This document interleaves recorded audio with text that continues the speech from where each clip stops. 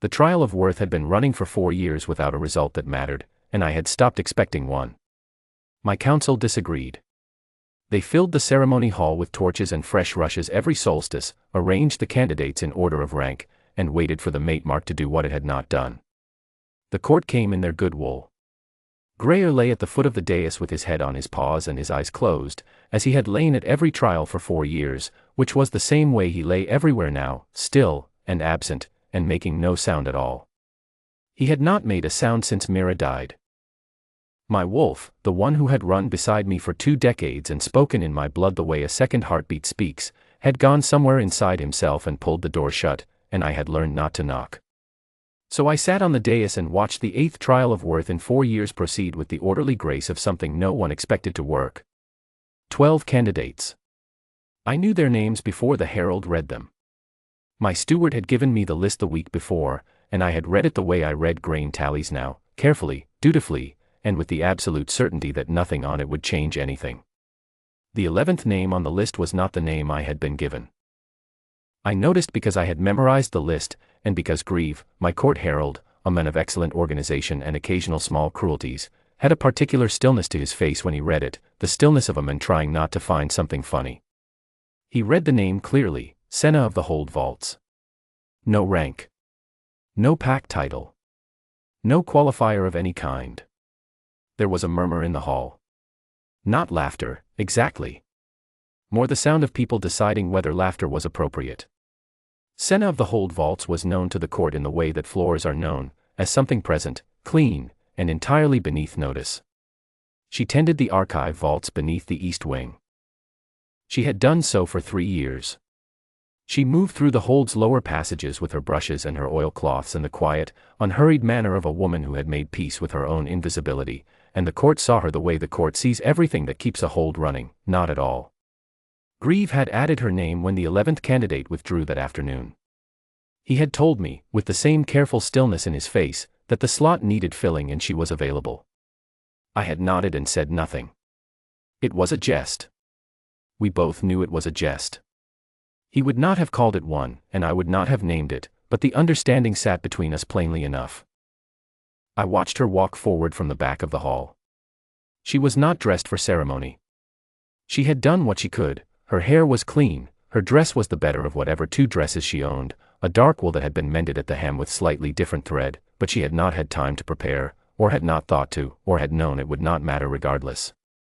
She walked with her hands at her sides and her chin level, not defiant, not afraid. Simply present. The court watched her the way you watch an unexpected thing that you cannot yet categorize. She stopped at the mark on the floor where the candidates stood and looked up at the dais. Her eyes found Grayer first. Then they found me. Then she looked back at Grayer, and something shifted in her face, a recognition, quiet and private, like a name recalled after a long time away from it. At my feet, Grayer's ear moved. One ear, slightly, toward her. Nothing more. 4 years, and that was all. 1 ear. I sat forward. Grieve announced, the trial of Worth. Candidate 11. Senna of the Hold Vaults. He paused, exactly long enough. Her offering. The court waited. A few of the nobles exchanged looks. Senna drew a breath, slow and even, the breath of a woman who has made a decision and is simply executing it now. And she began to speak. I did not understand it.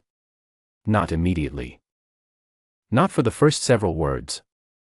My mind reached for the language and found nothing to hold on to, not quite, not at first, and then something older than my training found the shape of it, the sound of it, and named it before I could. The ancient wolf tongue. The language of the first packs, the one carved into the tablets that had survived the old wars, the one that no living mouth had spoken in 2 centuries because the last scholars who could read it had been gone for 3 generations and their knowledge had gone with them. She was speaking it perfectly. Not reading. Not reciting. Speaking it, with the ease of someone speaking a language she used to fall asleep in. She stood in her mended dress in the center of the ceremony hall and spoke the old words in a voice that was neither loud nor soft, only certain, and the words unfolded in the air of the hall the way the smell of earth unfolds after rain, present, and immediate, and older than anything else in the room. The court went silent. Not the polite silence of ceremony, not the attentive silence of a good performance. The absolute silence of a room that does not know what it is hearing but understands, in some layer below thought, that it matters. The nobles who had exchanged amused glances a moment ago were perfectly still. The torches burned. The rushes did not stir. In the back of the hall, someone's cup was set down very carefully and not picked up again. Grayer raised his head. I felt it before I saw it. A change in the weight at my feet, a shift in the air near the floor, and then Grayer's great silver head was up, his eyes open, his attention entirely on the woman standing at the mark in the center of the floor. 4 years. 4 years of closed eyes and pulled in silence and the door in my wolf's chest that would not open, and now his head was up and his eyes were fixed on Senna of the hold vaults as though she were the only light in the room. She finished the passage. A greeting, I realized, an old formal greeting, the kind spoken between packs when they came to treaty, the kind that named not only the speaker but the bond she carried. I did not know how she knew which passage to choose. I thought perhaps she didn't know, entirely. Perhaps she had only known which words felt right. In the old language, those two things had always been the same. Grayer answered. One sound.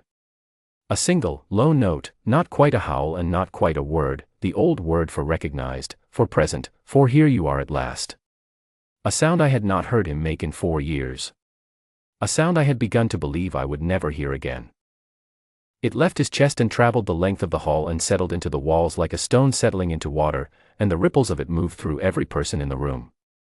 And then my wrists burned. I had not felt the mate mark in 4 years. I had felt it once, when I was 23, and I had known it for what it was, and then Mira had died and the mark had gone dark and I had stopped thinking of it as something I might feel again. But it burned now, both wrists, the same moment, pale gold blooming under my skin like a fire that had been banked for a long time and had just found air, and I was on my feet before I knew I had stood. The hall noticed. The hall noticed everything now. Senna was still standing at the mark. She had gone very still when Grayer answered her, the way you go still when something you hoped for and did not quite trust yourself to hope for turns out to be real. Her hands were at her sides. Her chin was level. The mate mark was on her wrists too, I could see it from the dais, pale gold, the same fire, burning in the same moment, and she was looking at Grayer with an expression that was not surprise and not triumph and not quite wonder, only the expression of someone who has been working toward a thing alone for a long time and has arrived. I came down from the dais. I heard, as I crossed the hall, the particular sound of a room rearranging its understanding of itself. The sound of people deciding very quickly that what they had been about to find amusing was not amusing at all. Grieve, behind me, had gone entirely silent, the first absolute silence I had ever heard from him, and it was the quietest he had ever been, and it said more than anything he might have said aloud. I stopped at the mark on the floor. She was a head shorter than me and she looked up without flinching, her eyes steady, the same eyes that had found Grayer first. Grayer padded across the floor and sat beside her. He had not left the foot of the dais voluntarily in 4 years. He sat beside her the way he used to sit beside Mira, not leaning, not demanding, only present in the particular way that means I have decided where I am. I said, in the old tongue, haltingly, because I had learned it only well enough to read it, and speaking it was another matter, the old acknowledgement. The one that meant, the wolf names her. She answered me in the same tongue, easy and clean, the old phrase that meant, I hear the wolf. In the new tongue, quietly, I asked her how long. She said, since the 2nd winter. She had found the tablets in a sealed chest in Vault 7, and she had assumed they were meant to be found, or at least had not been explicitly told otherwise, and so she had read them. All of them. It had taken 14 months. She had not mentioned it to anyone because no one had asked. The hall behind me was perfectly still. I said her name. I said it clearly, so the hall could hear it, and then I said the rest of what needed saying, that the mark had named her, that Grayer had named her, that I was naming her, and that she was Luna of Dunavar if she chose to be. That last part mattered to me. The old tongue had always made space for it, the choice, freely given. I waited. She looked at me for a moment, and then she looked at Grayer, and Grayer looked back at her with an expression that wolves wear when they're done waiting and would like everyone to proceed. She gave me her hand. The court breathed. The hall found its sound again, slowly, the way a hall does when it has witnessed something it will be telling for a long time. Behind me I heard Grieve begin to speak, something official, something procedural, the first thing he had said since he read her name, and I was glad of it, because it meant he had recovered enough to do his work, which meant the world was continuing, which felt correct. Grayer stood and leaned against her side, exactly once, and then he sat again. I kept her hand. Later, when the ceremony had been recorded and the court had dispersed and the torches were burning low, she asked me if I wanted to see the tablets. I said yes. She led me down to Vault 7 through the lower passages, carrying the lamp herself, and unlocked the door with a key she wore on a cord at her wrist, and showed me the chest and the tablets inside it, which were more numerous than I had expected, arranged in an order I could not read but which she explained was the order she had first decoded them in, not the order they'd been placed by the original scribes, and she had kept them that way because it seemed honest. I looked at the tablets. I looked at the lamp she was still holding, practical and steady, as though she had carried lamps through these passages so many times that she no longer thought about it. I thought about the list of 12 names I had memorized, and the grain tally way I had read it, and the absolute certainty I had carried into the hall that nothing on it would change anything. Grayer sat at the vault door behind us, which was as far as he would go, and watched us both with the composed attention of someone who knows exactly how a thing will turn out and has been patient about it for quite long enough. The lamp burned. Senna was explaining the third tablet to me, the one about the old treaty phrases, the passage she had chosen, and her voice in the vault was the same as it had been in the hall, certain, and easy, and older feeling than anything else in the room. I did not interrupt her. I listened, and the mark on my wrists was warm, and the whole of Dunnevar's archive Vault 7 smelled of oilcloth and old stone and the particular quiet of a place that has been carefully kept. That is what I remember most, now. Not the ceremony. Not the hall. Not the moment the mark blazed. Senna, with the lamp. The third tablet. Grayer at the door. That the world's best-kept secrets sometimes live in the rooms that nobody thinks to look in, and the ones who find them are the ones who were never told they couldn't.